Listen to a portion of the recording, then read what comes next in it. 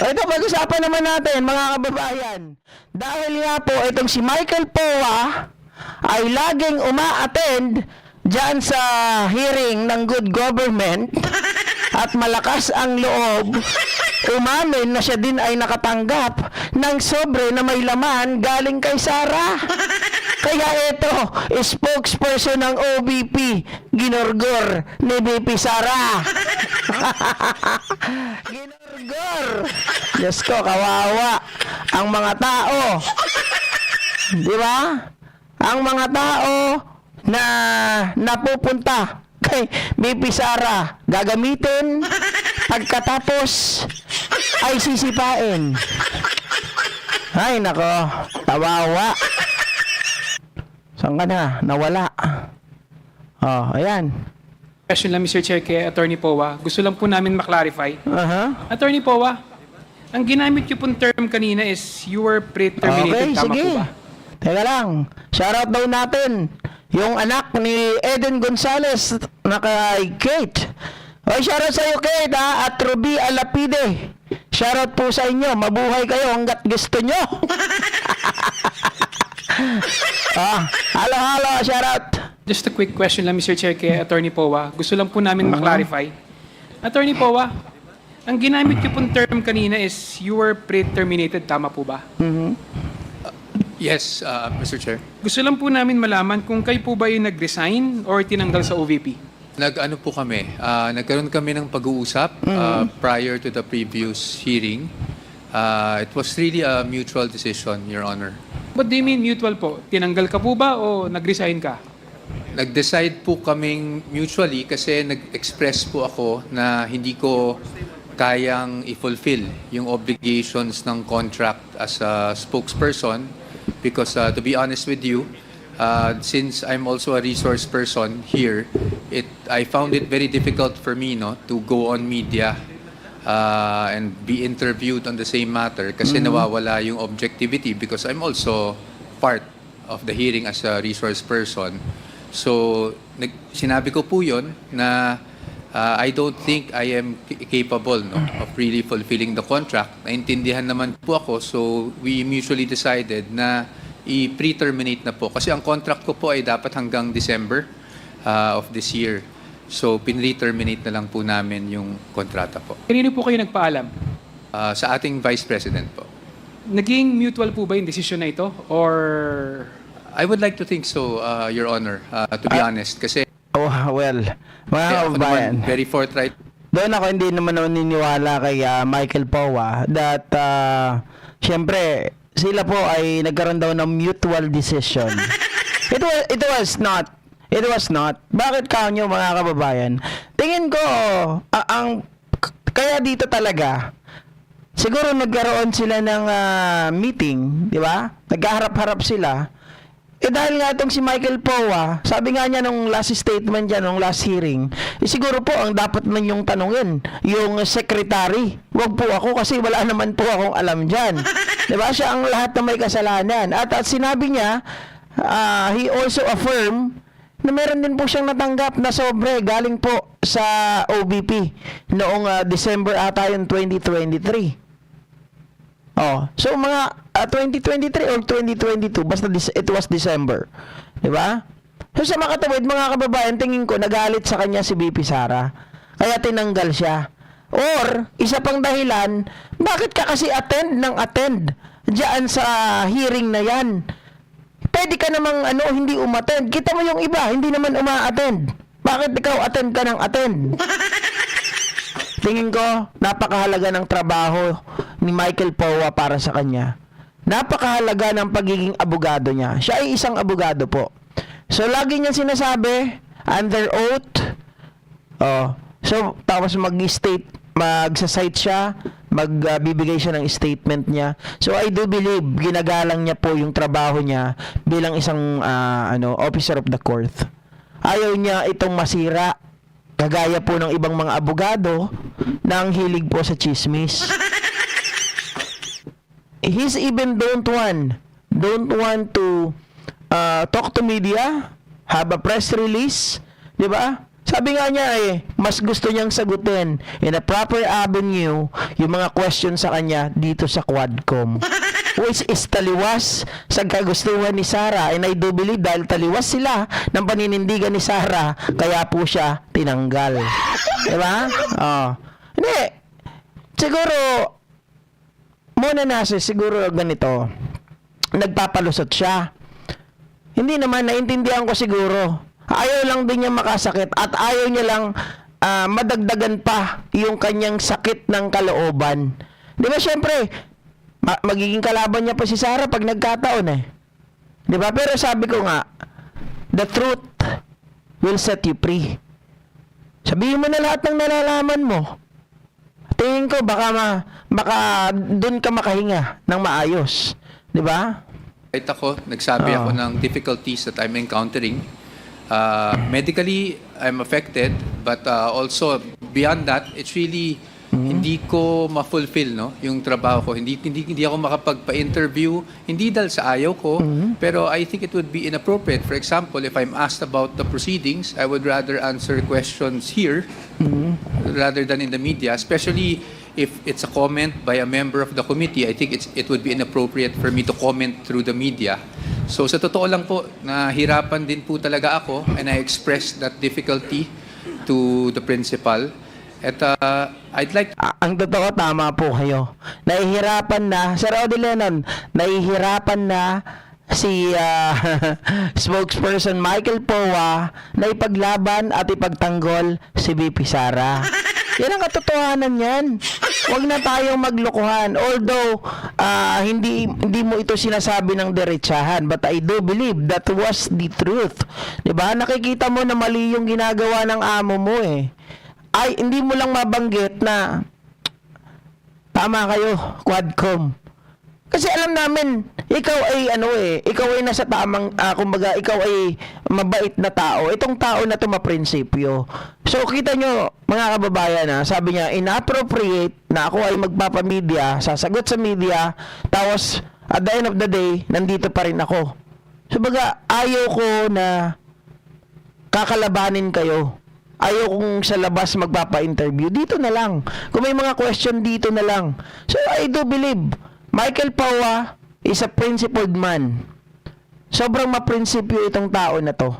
It just so happen na hindi niya po siguro dahil pinagsilbihan, naging amo niya rin si Sara, hindi niya po ito babatuhin ng putik.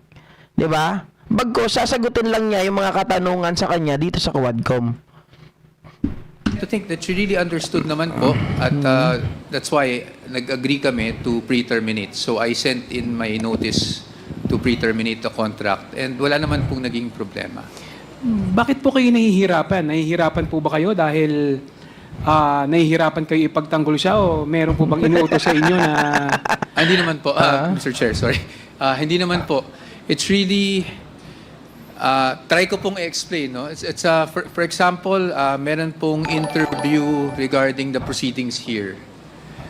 Ako po kasi, personal view ko, kunwari nagkomentong isang kagalang-galang na kongresista tungkol sa proceedings dito, or pagtanungin ako tungkol sa mga issues na pinag-uusapan natin dito, I don't think, out of due respect to the members of this committee, I don't think it would be proper for me to answer through the media. Tapos magkakaharap tayo dito. Tapos either ulitin ko lang ulit yung sinabi ko. I would rather answer the questions here as a resource person. And I don't know if it's something that the committee would appreciate where I'm coming from. But sa totoo lang po, nahirapan ako magpa-interview. Kaya po kung mapapansin nyo, hindi ako nagpa-interview since nagsimula po yung itong komite na to. Hindi po ako lumabas sa kahit anong interview. No? That was my difficulty personally. One more question. Mr. Chair. Okay. I know where he coming from. Ang nakikita ko dito mga ka-GP Natex, tingin ko nahihirapan siya kasi nandito siya, mas gusto niya na sumagot ng mga queries, di ba, dito sa Quadcom. Now, I believe na itong si Sara Duterte, inuutusan siya na magpa-interview. Ano nangyari kay Michael Powa? Yun yung mata niya, parang ako. Di ba? Tingin ko mga kababayan, inuutosan siya ni Pipi Sara na magpa-interview, pero ayaw niya. At Sir Nelson O, thank you so much po sa pag-share ng blessing. Pero babasahin ko muna yung comment niya. Sir JP, pakigreet yung apo kong si Kalin Obales, Sanggil ng happy birthday. Thank you. Happy birthday po sa inyong apo na si Kalin Obales, Sanggil. Mabuhay ka po hanggat gusto mo.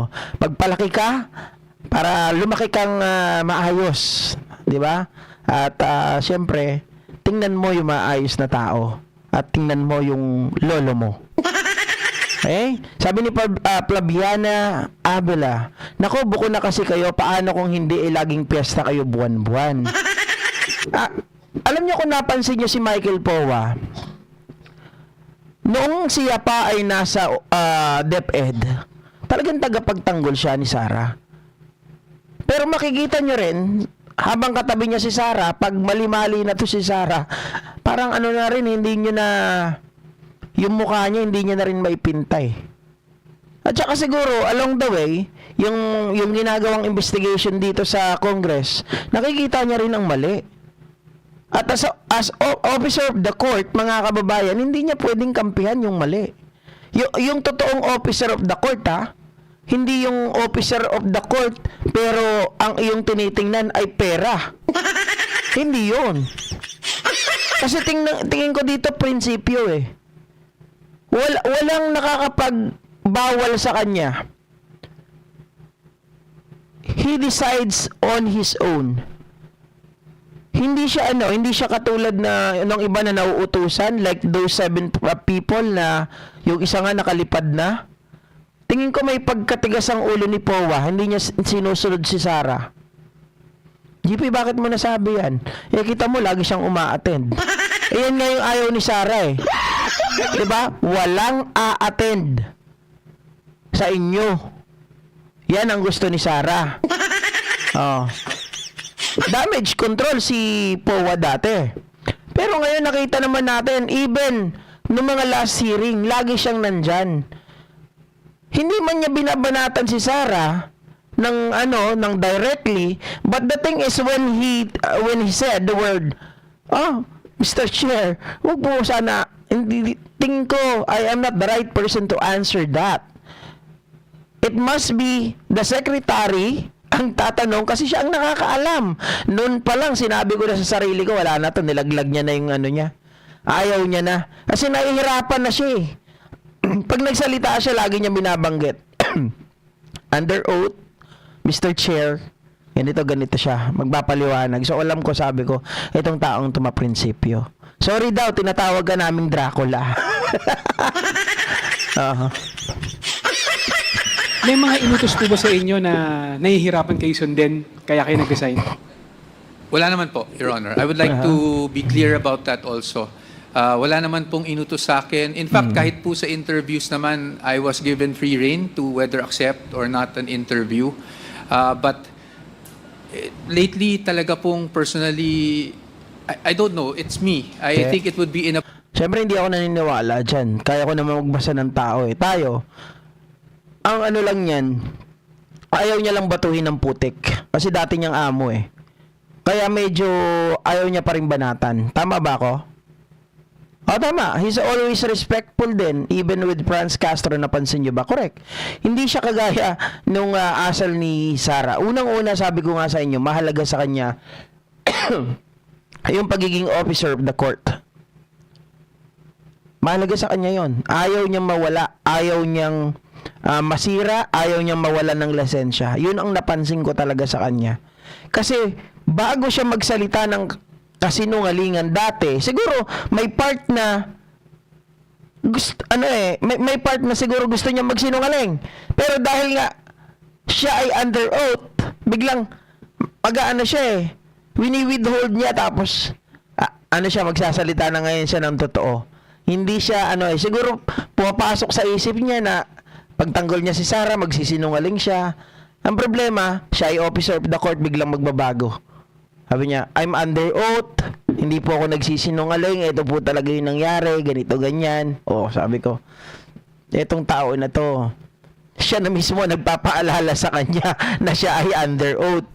Oh. Appropriate to answer things through the media rather than through a committee. And then maybe after the investigation, pag may magtanong, then we can all discuss what happened during the committee hearing. Pero kung alam nyo naman po, minsan ang media, minsan tatanungin tayo, ano ang nangyari? Kung kunyari, hindi pa naman napag-uusapan sa committee, ayaw ko sanang pangunahan din po ang ating kagalang-galang na committee. Yung Thank you, Mr. Chair. Thank you. napakaganda ng sagot at makikita natin na itong taong to na I might say talagang maayos, no? Hindi siya yung kagaya ng iba, kagaya nila Bato, na pamidya ng pamidya, ayaw naman umaten sa proper avenue. 'Di ba? Hanggang doon lang sila sa sarili na, gumawa pa ng sariling committee. Ang ginawa, sinunog lang din naman yung sarili nila. Hindi naman ata committee hearing yun. Yun ata ay committee telling the story. Maalaala mo kaya at magpakailanman. Oh. Pero nakita natin dito, no? Si Sara Duterte,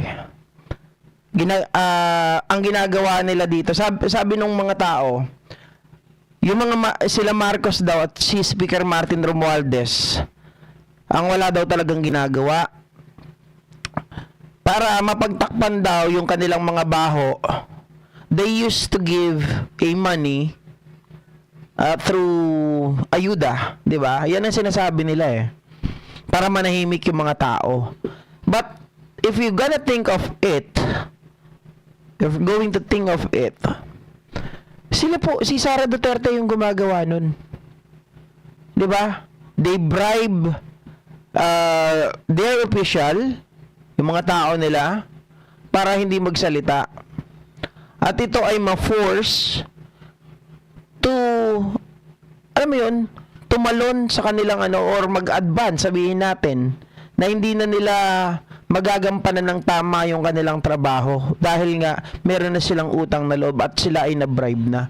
Ito yung nakikita ko, gumagamit sila Sara Duterte ng mga tao na kaya nilang hawakan sa lieg through money.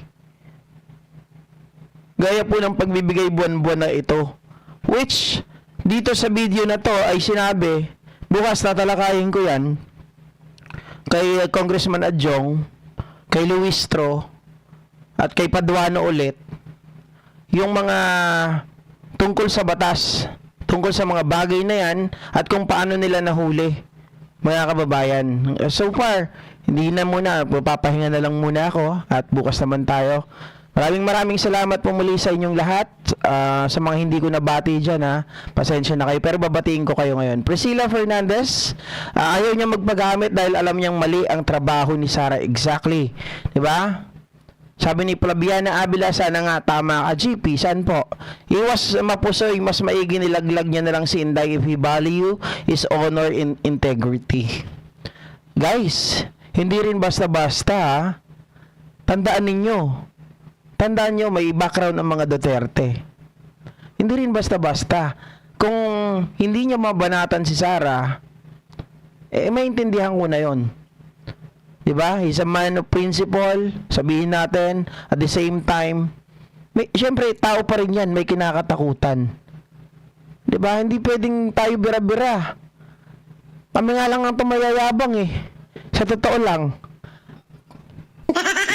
Kami lang itong mayayabang na kaya magsalita. Kasi kami naman, we are not talking about the personal life of the people or the person.